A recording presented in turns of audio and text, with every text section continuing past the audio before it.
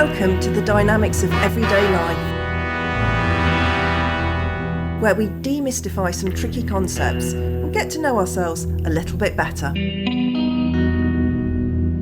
Welcome back to the show, everyone. Now, I recognise that today's title is a bit niche. It comes from one of my very favourite television programmes, Blackadder II.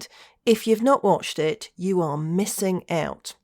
Anyway, there's a moment in one episode where Blackadder is going off on a voyage and Queenie is saying goodbye to him with a poem that apparently she's written for him.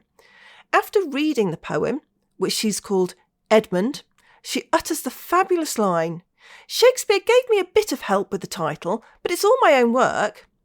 And I can't help thinking about this at the moment, and not in a, I really need to go and watch reruns of Blackadder way, although it's not actually out of the question. What I'm ruminating on is where we get our ideas from. For some time, I've been struck with the feeling that there's an awful lot of recycled work out there. Or, people claiming to have come up with theories as if they're some exciting new concepts, when, in reality, they've been around for years. People are jumping on bandwagons left, right and centre without actually giving much thought to what they're doing. Or why? Fellow coaches tell me stories of other people taking their content or perspectives and claiming it as their own. I've seen at least 3 examples of this week. I mean, honestly, some people have the hide of a rhino. And there's so much noise out there that it can be difficult to consider what you actually think, as opposed to inhaling what other people are spouting. And then there's the impact of groupthink on us. We don't trust our own thinking. So we end up following what other people are doing or saying because that feels like the safest option. And I've got a random example here. I went to see Sandy Togsvig a few nights ago at my local theatre. She was incredible, so clever and witty, just had the most fabulous night out. Anyway, there was a game of heads and tails, and I found myself going along with the majority of people, even though I didn't actually agree with them. And then I ended up getting knocked out early on because I'd followed the crowd and I hadn't stuck with what I thought was the answer. Would I have gone all the way and won the t-shirt just relying on my own responses? Well, probably not. I've no idea. But the likelihood is I'd have got further than I actually did. My point is here, it feels like we're losing some of our ability to think critically and come up with our own ideas at the same time. As if we're, maybe having a bit of an originality drought. So we half borrow something from someone else, and then we start to slightly believe that maybe we've created something new. Why are we doing this? What's going on from a psychodynamic perspective? It's that thing we all do, isn't it? We want to belong to something clever and something meaningful. It's not vanity. It's actually a form of healthy narcissism. It's the part of us that says, I want to see myself as someone thoughtful, capable, insightful, so I'll join the clever club. We want to be mirrored by the intelligence around us. It's why people quote Freud, Jung, Shakespeare. We want to stand near their brilliance and hope a bit of it rubs off on us. Now, it's not a problem in itself. In fact, it can be vital, and it is vital. Healthy narcissism is what allows us to admire other people without collapsing into envy. It also allows us to take inspiration without stealing and belong to something bigger without disappearing in it. The trouble with this starts when that need to belong tips into imitation. When we can't tolerate being outside the clever circle, we start parroting instead of thinking. And that's when the healthy narcissism that fuels creativity morphs into fragile narcissism that demands validation.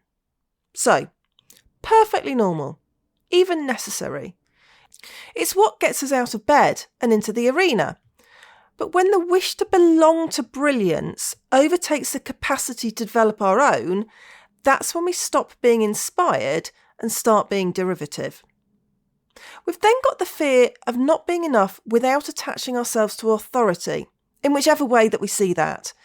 If we can't back ourselves up with some form of accepted knowledge or stance, then there must be something wrong with what we're thinking.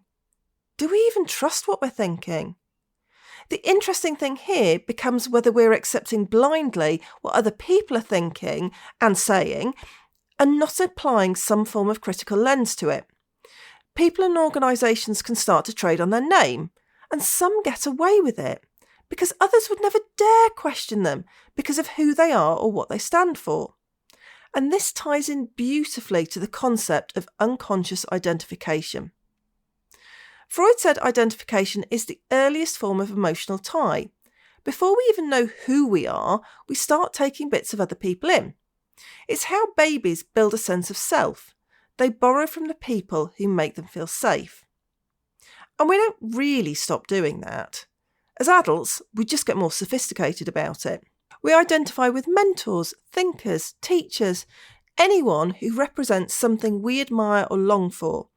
It's our unconscious way of saying, if I can sound like them, think like them, be near them, maybe I'll be as good, as respected, as secure as they are.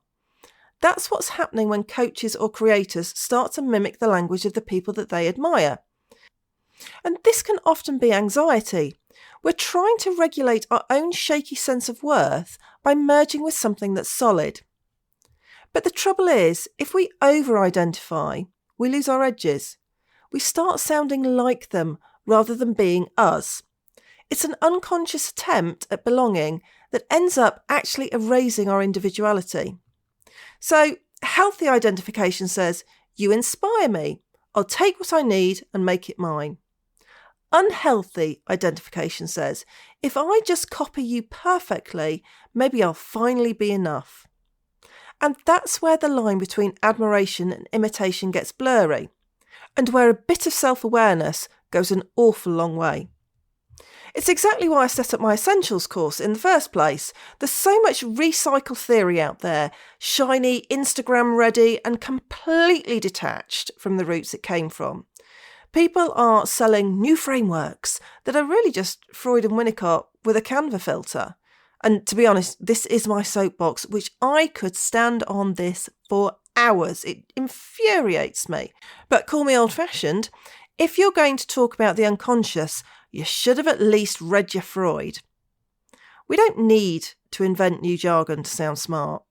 The real work here is about depth. It's about understanding what's already been written, then noticing how it plays out in the room today. That's creativity. The rest, that's just photocopying with better lighting. So yes, Shakespeare might give us a bit of help with the title now and then. And you know what? I've used him sometimes for some podcast episode titles. You can't beat the bard for that. But the least we can do is admit it. And maybe, just maybe, actually read the play before we quote it. My invitation for you this week is for you to consider where in your life you might have been going along with what other people have been saying and not questioning the provenance. Have you been accepting information that's out there in the world of social media, maybe, without a consideration for whether it's actually true, or whether the person saying it has indeed read their Freud? On a challenging note, have you been using someone else's platform as your own, without acknowledging it? There's no judgment here. It's easy to do, especially if we're doing it unconsciously. But once you are aware of it, I'd encourage you to have faith in your own abilities. You can probably do more than you think. And, as always, give yourself some grace. It's easy to get caught up in a noisy world of other people's opinions. Now, if you can't wait for the next podcast, there's my weekly LinkedIn live sessions. I'm doing these most Monday afternoons at 2:30, so do come and join the fun in those, unless it's a bank holiday. And at that point, I'll have my feet up and I'll be watching a James Bond film. I've got a couple of other things before we close. My course, Essential Psychodynamics for Coaches, we start again in January. The first 2 rounds have been fantastic. Fabulous groups of coaches with lots of learning and discussions. There's already people joining up now, so if you don't want to miss out, come and join the incredible coaches already signed up for some psychodynamic fun. Send me a DM or an email and we can have a chat. If you're interested, but you're not sure what it might involve, I'm doing a webinar on LinkedIn on Wednesday, the 5th of November, where I'm going to be talking about the Essentials course and answering any questions that people might have. So do come along to that. And the link for that is on my LinkedIn profile page. As we always finish, looking at ourselves at this level can be challenging and unnerving as we develop our awareness. So I'd always encourage that you do this at your own speed. To have a chat about psychodynamics and find out more about the different ways that you can work with me, either as a trainer, coach, supervisor or mentor, then click on the link that's in the show notes. Thanks for listening to this episode of The Dynamics of Everyday Life. Don't forget to subscribe wherever you get your podcasts. As well as producing this podcast, The Dynamics of Everyday Life has lots more psychodynamic fun going on, and you can find out more at dynamicsofeveryday.life.